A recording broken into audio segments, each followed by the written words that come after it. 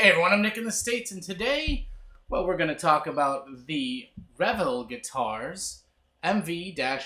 Did I get it right? Hey, I got it right. Ha! And it's this Blue Beauty, which is a Les Paul inspired piece of kit. Very nice electric blue burst top. Your standard Gibson accompaniment, which means 24 and 3/4 inch scale. It's a mahogany body with a thin maple cap. It's a bound fretboard with your standard Les Polish cool mother of pearl inlays. It is, what else we got here? We've got some no-name tuners on there with a headstock that's got about that much rake to it. So not nearly as much as a Gibson, but it's still canted back a little bit. Cool bound headstock, cool Reville logo. I believe it's a plastic nut, but it's actually cut. Well, I think it's cut not the worst, but we'll see if you differ. Frets are nice and smooth edgewise, very easy to play. Actually dressed quite nicely, no buzzes.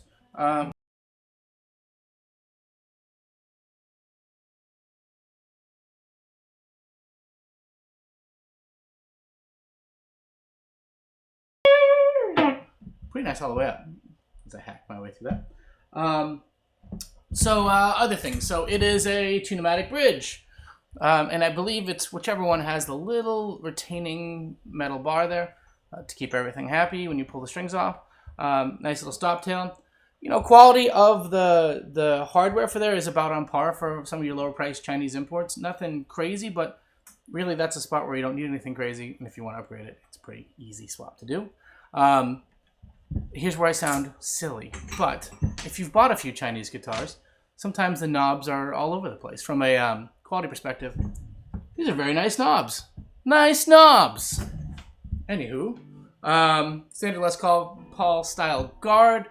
The plastics have a little bit of a tinge. They're not fully cream, but it's not fully... If you've ever seen a Gibson, if you've ever dabbled in the bad stuff, the plastics are kind of horrendous from a color perspective when put next to something that's nice and cream, even like an Epiphone set of plastics. So this bad boy, actually, it's not bad. Splits the difference. Pretty cool. Some no-name ceramic, I believe, humbuckers with tasteful chrome covers. Here's where things get rather interesting, though, folks. On the back is the Reville Comfort Cutaway, which is their kind of trademark, Les Paul accessy kind of style tapered back here. And I'll tell you what, it does make it very, very easy to get it.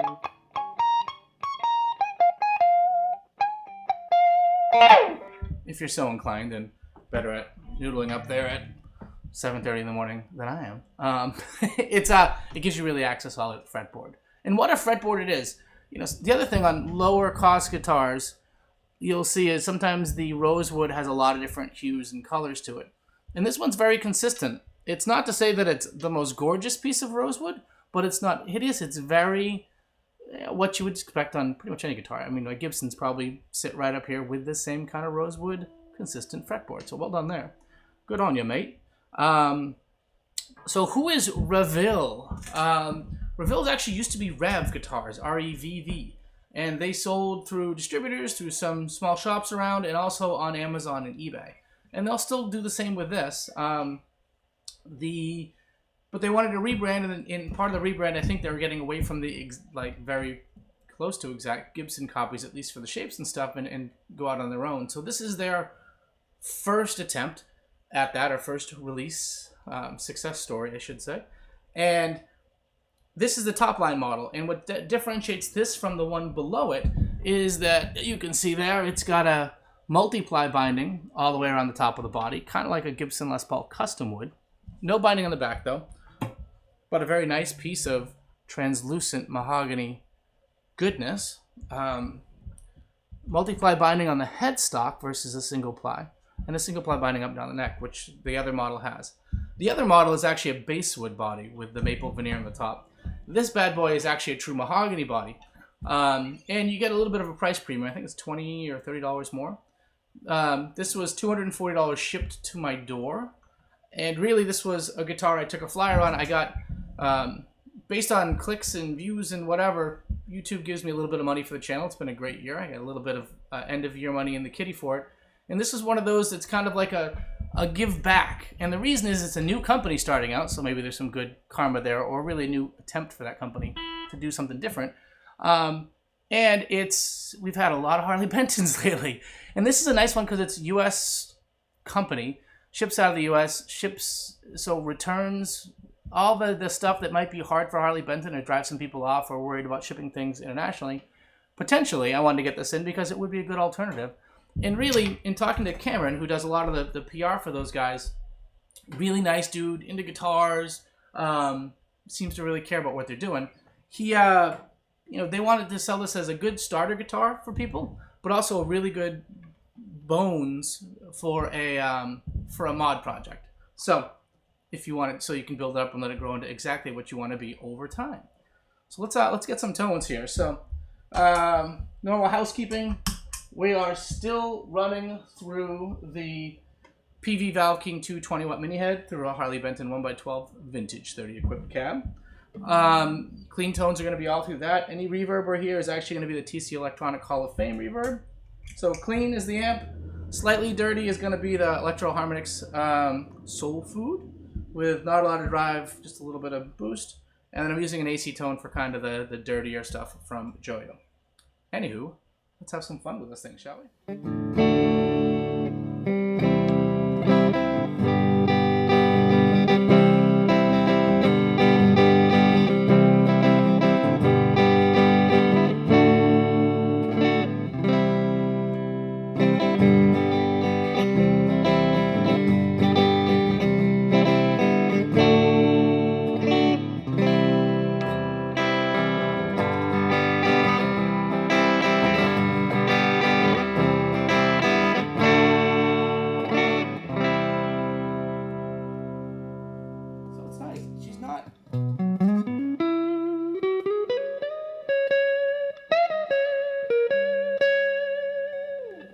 It's not the biggest and a lot of mended pickup, but they're very balanced and articulate.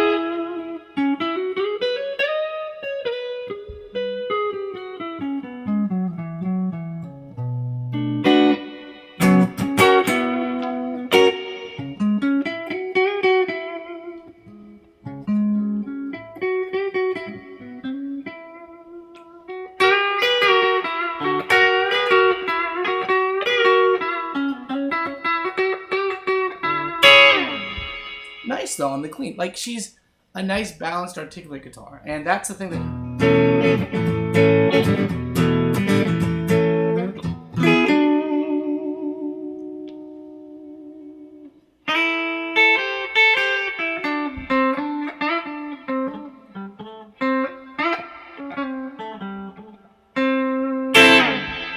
and then she has a nice swing in pickup tones from the bridge to the neck and through the middle position. Dump the reverb, get a little dirty there in.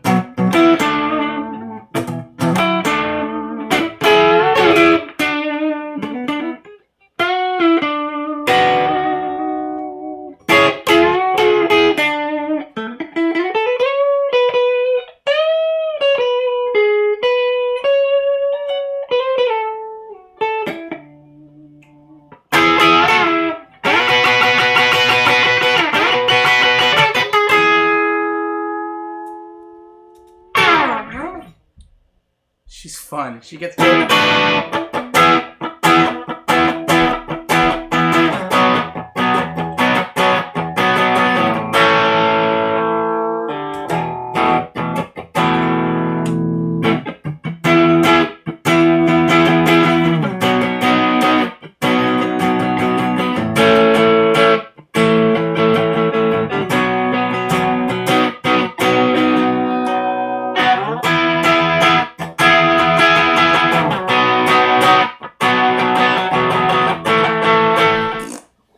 So anywho, nice there, and then where all mahogany Les bodies really want to fully jam out is your more British.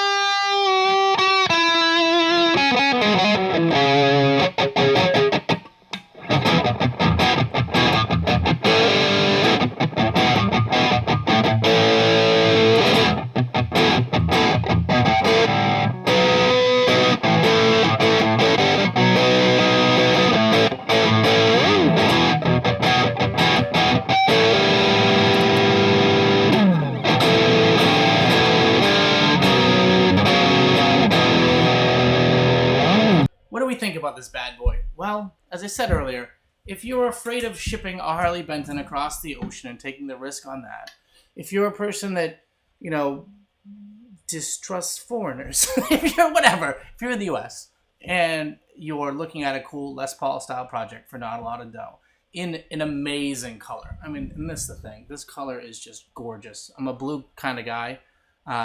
It really brings out my eyes. Ooh, creepy. You won't be able to sleep tonight. So it's very, very cool that way. It's comfortable player. It's a great starter guitar. I think it's great if you've got if you're a Strat guy and you need a Les Paul to bang around a little, it's really good for that. But it's really pretty and it's a good platform to mod out. And if you didn't like these pickups, which I tell you what, are a lot of fun. The other thing that was cool with this is the neck is very, very comfortable. It's like a slim, soft C kind of deal. Not too big, not too small. It's a little narrow, so if you've got giant sausage fingers, you might have trouble with it, but not bad. But for me, I've played some of the Revv guitars, and it feels very similar to the Les Paul style that my buddy had. And it's a nice neck that gets out of your way and lets you play. It doesn't fight you. It's a nice feeling, very comfortable neck. And likewise, the pickups, while not the highest end, are actually perfectly serviceable. They're good. I'm not in a rush to go and replace these. I have other guitars that are far ahead of it because I like plugging in and getting what this thing kind of puts out and gives you. So that's that. So overall, so that's step one if you want to do that or if you wanted to mod it. There's a couple things you should know though. The body dimensions, I flash up a picture and you can see it next to the Harley Benton SE450 Plus and next to an Agile AL2000. And what you can see in the AL2000 is pretty much the one that's the closest, aside from the horn, to a real Les Paul of those three. You can see that it's just slightly smaller, and it's about a half an inch each of the measurements that you can get there. Smaller there, so it means a couple things. It means if you had dreams, I always have dreams, of putting a Bigsby B7 on this, it's not really going to fit because this is just pulled in a little bit, and it would basically hang off the back by about an inch. So you'd need to put a B50 horseshoe on it to make that work. Not a huge deal, but in the interest of full disclosure, I want to do that. From a weight perspective, she's actually still 8.5 pounds, like 8.4, 8.6 pounds on the scale. All actually the flip switch feels fantastic. Flick, flick, flick, flick. Ooh, huh? Knobs are very smooth. Just enough resistance, nothing too crazy there. They all in all, I dig it. I dig it. The only other negative is really the tuners hold tune great. So they tune. Job well done.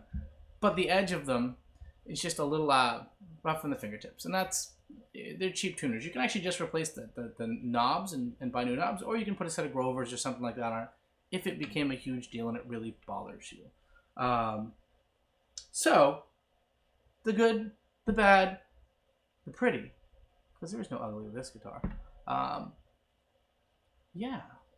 So, my final thought is, check them out. Go look. They like some great colors. Reville Guitars, RevilleGuitars.com. But go take a look. There's new models, I guess, coming in soon. The guys over there are a couple local dudes, or local to the US dudes, just trying to have a little guitar company, giving people a good place to start, and a quality bit of bones on their guitars. And for $240 to your door, no drama, 2 days later, 3 days later, really, I can't complain about that.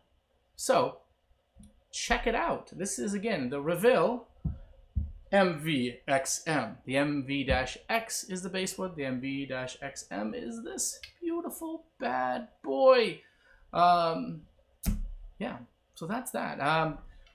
We're going to do a couple more things with this. This is actually going to be the star of a video of how Chinese or Les Paul copy guitars, inspired guitars, if you will, how they're able to save some cost versus how Gibson does things, and maybe spark a little debate on whether those cost savings have any real material impact on how they play as a guitar. So, stay tuned for that. And as always, I've been Nick in the States, and yes, my dears, I have issues. Take care.